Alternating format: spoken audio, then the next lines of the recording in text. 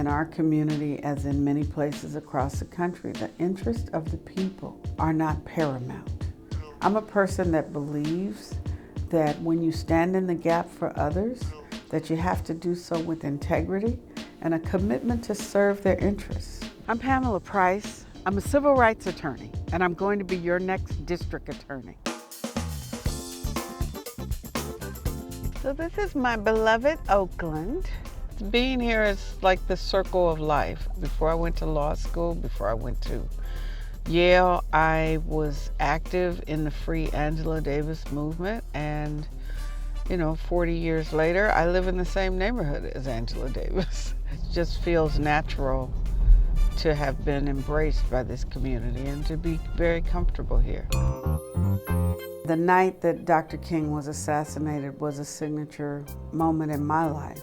And from that point on, I got involved in the movement in my hometown of Cincinnati, Ohio. And I got arrested in a civil rights demonstration when I was 13. I got tracked into the juvenile justice and the foster care system.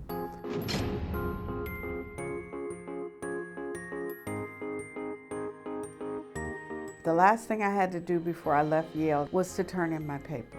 And I went to the professor's office, and Professor Duvall offered to give me an A if I would sleep with him. And when I said no, I got my transcript, and there was a big fat C. The Yale Undergraduate Women's Caucus had begun doing a survey of women at Yale, and they had found out that women at Yale were not only being sexually harassed, they were being raped. I joined the case of Alexander versus Yale. The next thing that happened, though, was something that no one could anticipate, which is that all the other plaintiffs were dismissed, and I was the only plaintiff that was allowed to proceed with the case. And it established that sexual harassment in education under Title IX is illegal.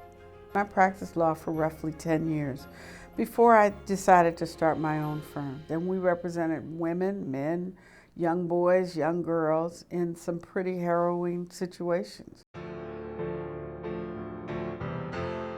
I'm Pamela Price. I'm running for Alameda County District Attorney. I'm the first person to run for this seat since 1966. When the seat is just passed down as a matter of right and made by appointment, the people have no voice.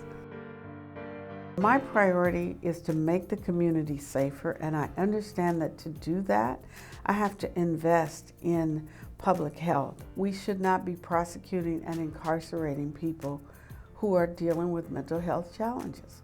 We should be investing in alternatives to incarceration. Public safety requires public trust. And the only way that we're going to advance public safety and increase it throughout our county is by increasing the trust that people have in the criminal justice system. The status quo is not working. It's time to fight for reform. I want people to understand that you can make a difference, that you need to raise your voice to making this country a better place and the world a better place.